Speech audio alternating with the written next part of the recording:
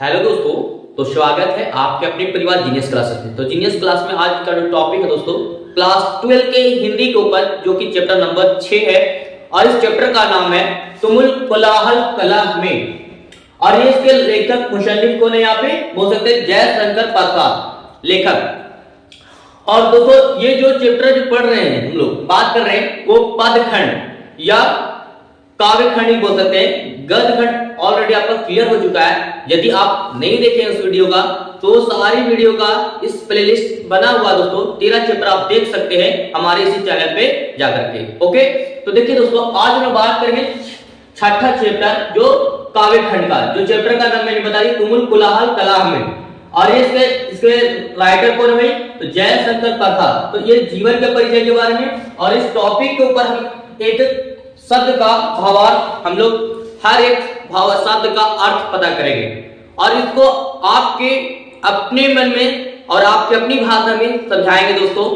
और यदि आप देख लेते हैं तो आपके लिए बेनिफिट होगी, अगर नहीं देखेगा तो हमारा तो कुछ नहीं है भाई। ओके, तो चलते हैं। देखिए, तो हम लोग सभी जानते हैं कि भाई जब भी कोई टॉपिक पढ़ने से पहले हम उसके लेखक परिचय के बारे में डिस्कशन करते हैं। क्यों? क्योंकि इससे ही आपके सवाल बोर्ड में ज्यादातर प्रश्न उठते हैं। ठीक है, तो आपको जानना जरूरी है, इसीलिए हम लोग पढ़ना पड़ता है। ठीक है, देखिए, तो जन्म 30 जनवरी 1889 वाराणसी में हुई थी पैदाइश। ठीक है, जन्म, निधन मतलब मृत्यु 15 नवंबर 1929। और ये डॉट या कॉमा का मतलब वाराणसी, इसी जगह पे इनका देहांत हो गया, मृत्यु हो गई। ठीक है, पिता का नाम देवी प्रसाद साहू, पितामह का नाम, पितामह उसको बोलते हैं, है ना, दादा को बोलते हैं। ठीक है, पितामह, पिता के पिता मतलब कि दादा। तो दादा का नाम शिवरतन साहू, लेकिन एक और नाम जाना जाता है, इसको सुगनी साहू बोला जाता है। अब ये ऐसा क्यों? ये बल्कि तंबाकू का काम करते थे, सुगनी वगैरह, जो तंबाकू वगैरह होती है ना, उसका काम करते हैं। इनका नाम उसके जरिए ही नाम लिया था सुगनी साहू, लेकिन ऐसे बोलेगा तो रियलिटी में इनका नाम जो है शिवरतन साहू। अब विशेष परिस्थिति क्या रही इनके भाई, तो जयशंकर प्रसाद के बारे में।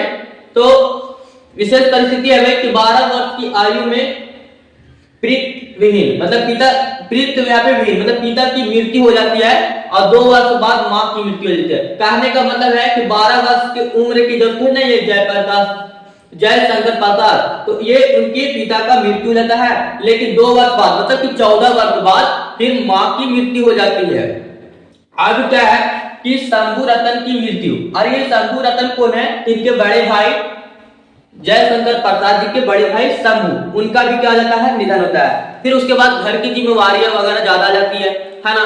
तो इस तरीके से बताया गया है इसकी परिस्थिति में, क्योंकि इन्होंने ज्यादा फिर पढ़ाई भी नहीं किए थे, एजुकेशन भी नहीं ली थे, फिर कहा कि लिखने में ही अपना जिंदगी ज्यादा काट लेगा। ठीक है, और इस तरीके से अपने प्रसिद्ध हुए जिंदगी में। ठीक है, तो देखिए यहाँ पे बात बताया गई, पढ़ाई के बारे में बताया गया दोस्तों, शिक्षा के बारे में। देखिए यहाँ पास कि जयशंकर प्रसाद 8वीं कक्षा तक ही क्या किए थे, शिक्षा ग्रहण किए थे।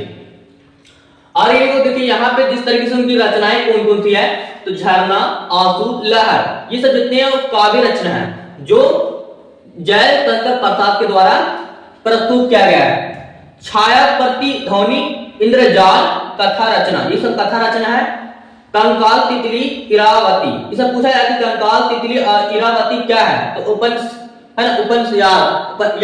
जो लिखने वाला लेखक होता है उपन्यासकार कहलाता है, दीवान लिखने वाला दीवानकार होता है, कहानी लिखने वाला कहानीकार कहलाता है।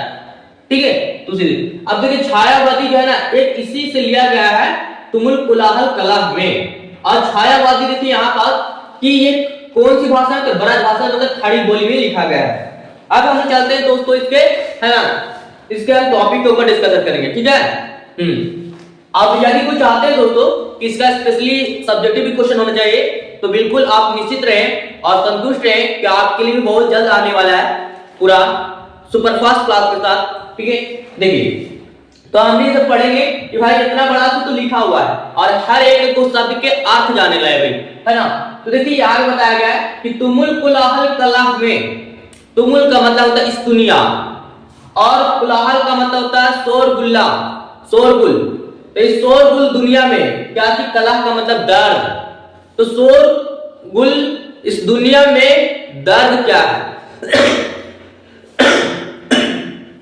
चलो देखिए दोस्तों, तो बताया गया है कि इस शोरगुल, भाग दौड़ी दुनिया में जो इधर उधर की हल्ला गुल्ला हो रही है, भाग दौड़ हो रही है, तो उसमें जो है ना, इस दुनिया में दर्द क्या है, उसी को जो लेखक खुद बताना चाहता है कि इसमें एक मानव से और उसके हृदय के मन के बारे में, ये दोनों में आपस में क्या संबंध है। कहा जाता है कि मैं हृदय की बात रे मन, कहा गया है कि मेरा मन विचलित है, मतलब इधर उधर के हल्ला शोरगुल सुन करके मेरा मन क्या होता है, अंदर से विचलित है, मतलब परेशान है। लेकिन इस रोग का मार्गदर्शन भी मेरा मन ही करता है। मैं अपने मन को खुद संतुष्ट करता हूँ, मैं अपने आप का मन का इलाज खुद करने वाला हूँ, मेरा मन हम खुद संतुष्ट कर लेते हैं। वो बताते हैं, ये लेखक का मानना है ऐसा, है ना। फिर कहते हैं विकल होकर नितय चंचल खोजती, यहाँ पे गलती हुई दोस्तों, खोजती जब नींद की पल। कहा गया है कि जिस तरीके से हमारा मन, हमारा शरीर जो चंचल जो रहता है ना, जब वो थक जाता है ना, तो थकने के बाद नींद की ओट लेती है। मतलब कि क्या बताया कि जब आपका शरीर चंचल, मन जो है जब खोजती है नींद, मतलब आप जब थक जाएंगे कोई काम करने के बाद, तो आपको नींद की आवश्यकता पड़ती है, आपको नींद की ओट में डूबने लगते हैं, है ना, और सोचते हैं कि आप आराम करेंगे, थक गए हैं ज्यादा। तो हम लोग जानते हैं कि भाई कोई आदमी थका रहता है ना, तो उसको नींद भी बहुत बेहतरीन तरीके से आती है। लेकिन वो बोलते हैं कि नहीं, कहते हैं कि चेतना थक सी रही है। बताया गया है कि मेरा जो शरीर जिस तरह के चंचल मन जो किसी काम से, परिस्थिति से काम करने के बाद नींद की पल खोजती है ना, वो चेतना थक सी, मतलब कि माइंड जो थक जाती है ना, माइंड भी क्या करती है, थक जाती है। मतलब कि अभी माइंड क्या होता है कि एक बात नहीं बल्कि इधर उधर की बहुत सी सुख दुख की बहुत सी, आपके मन में एक ख्याल नहीं रहता बल्कि अनेक ख्याल आते रहते हैं, जो हमारे पिछले सुख दुख दर्द जो भी अपनी जिम्मेदारी को लेकर के अपने, मेरा मन जो है ना बहुत विचलित रहता है। इधर विचलित का मतलब एक जगह नहीं बल्कि परेशान रहता है, इधर उधर की सोचने लगते हैं, विचार आने लगते हैं। वही बात बताया गया कि चेतना थक सी रही है, तब मैं मलय की बात रे मन, तब मैं अपने मन, यहाँ पे मलय की बात रे मन, तब अपने मन को बोलता है कि नहीं, अभी हमारे अंदर जागरूकता है, अपने मन को अपने एकदम पूरा, अपने जो है ना, अपने आप में नींद मत लाओ, अपने जागो और अपनी उठ करके अपने कुछ ना कुछ अपने जीवन में कुछ करके दिखाओ। वही बात कहा गया, अगर हम सो जाएंगे तो हमारे दुख दर्द और बढ़ जाएगी, परेशानी और हो गया, हमारे मन में विचलित विकल्प अनेक तरीके से चेतना हमारे माइंड में आने लगेगी। इसीलिए बोलते हैं कि नहीं, सोना नहीं बल्कि जागना है। और कहा गया है कि जो इंसान जो सोता है वो खोता है, जो जागता है वो पाता है। तो अपने अंदर में क्या करिए ना कि जो इंसान एक ऐसा जागरूकता पैदा करे कि अपने हर एक मंजिल को प्राप्त हासिल करे, ठीक है, हर एक मंजिल आपके कदमों में झुक जाए। कहा गया है आगे स्टेप में कि चीर विघात विलीन मन की इस व्याख्या की तिमिर मन की मैं उतारे, आरती ज्योति रेखा कुसुम विकसित प्राता रे मन। कहा गया है कि जिस तरीके से हम पूरे परेशानियों से घिरे हुए, दुख सुख से बहुत घिरे हुए हैं, लेकिन अपने अंधकार निराश में डूबे जा रहे हैं, लेकिन हमारे अंदर जो इस अंधकार को तो है ना विकसित करने के लिए, संतुष्ट करने के लिए एक सूरज का जो प्रकाश की जो किरण होती है ना, उसको चीरते हुआ पूरे पूरे जग को क्या करते तो उजाला कर देती है। उसी तरीके से अपने मन को संतुष्ट ऐसे करेंगे जो लोगों के लिए प्रस्तुत हो, मतलब कि हम पूरा जगमग रहे हैं। कहा गया है वो जैसे उषा ज्योति रेखा रे कुसुम विकसित खिला, मतलब इस तरीके से खिलता रहे, अपने मन को खिलाता रहना है। और कहा गया है कि जहां मरु ज्वाला धड़कती चाहती कन को तरसती। कहा गया कि जहां मरु ज्वाला, जहां पे भूमि मर गया, सूखा पड़ गया, धड़क रही है, पूरा गर्म हो गई है, तो वहां पर क्या कर देखिएगा दोस्तों, कहने का मतलब ये है कि जिस तरीके से छोटी पक्षी वगैरह होती है ना, तो जब यहाँ पे भूख वगैरह मिलती लगने लगते हैं ना, तो एक इस तारे एक कण के लिए तरसती है। कहने का मतलब कि बारिश की बूंदे होती है ना, उसके लिए तरसती है और वो उस पर टिकी रहती है।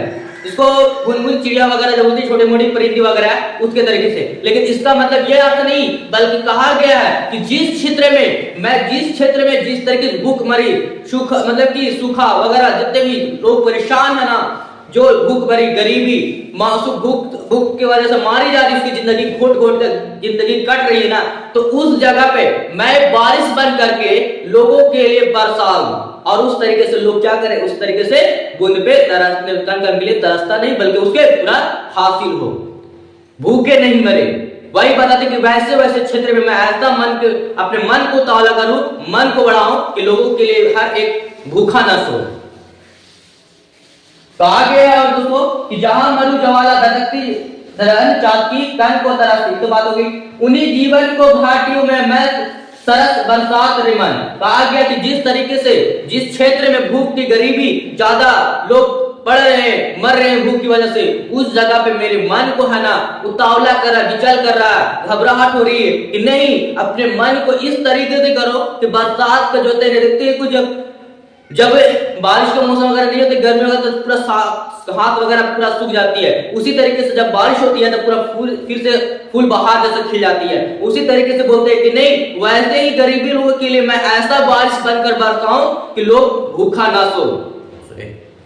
ठीक है, और ये देखिए आप क्या कहा गया है, तो घाटियों का मतलब रहने वाले क्षेत्र में। अब पवन की प्राचीर में रुक जला जीवन, जा रहा है झुक इस झुलसते विश्व वन की मैं कुसुम ऋतु रात रे मन।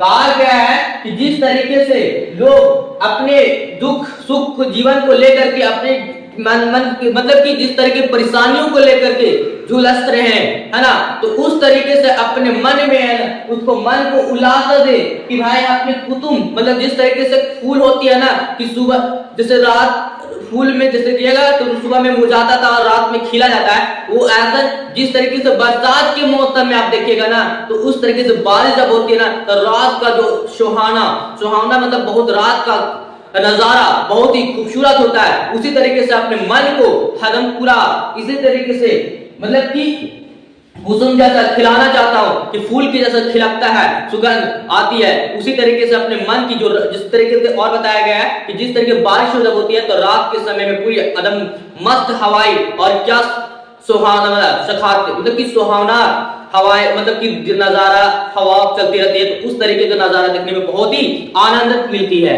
तो वही बात बताया गया था दोस्तों, है ना, और वही अपने मन को इसी तरीके से विकसित करना है हमको, मन को इस तरीके से बताया गया कि मानव और इसके हृदय के बीच में क्या संबंधित है, क्या बताना चाहता था लेकर मैंने आपको पूरी इसके एक अर्थ करके बताया दोस्तों। फिर भी आपको वीडियो कैसा लगा हमें जरूर बताएं, है ना, और अपने जीवन में अगर कुछ आगे बढ़ना है ना तो आप कर्म कीजिए, कर्म मतलब कठिन परिश्रम से गुजरिए। कहा गया ना कि जिस एक मकाई जिसको बोलते हैं ना कि मकाई आप ऐसे कच्चे खरीदिएगा ना तो उसका रेट कम होता है, लेकिन वो पक जाता है तो उसका रेट एक ठो कम ज्यादा 20 रुपए जाता है। और समझिए कि 20 रुपए के लिए 20 रुपए में कितने सारे मक्का आ जाते हैं, तो इसीलिए कहा गया जब वो पक जाता है एक ठो का रेट 20 रुपए हो जाता है, समझिए। तो इसीलिए आपके अंदर अपने तपना है, इस कड़ी तपस्या में जीवन में तप करके अपना कुछ मंजिल हासिल करना, तभी आप बढ़ेंगे। अपने जीवन को तपने दो तभी आप बढ़ेंगे, नहीं तो फिर आपका जीवन जो है ना बिखर जाएगा। ओके दोस्तों, फिर मिलते हैं, धन्यवाद।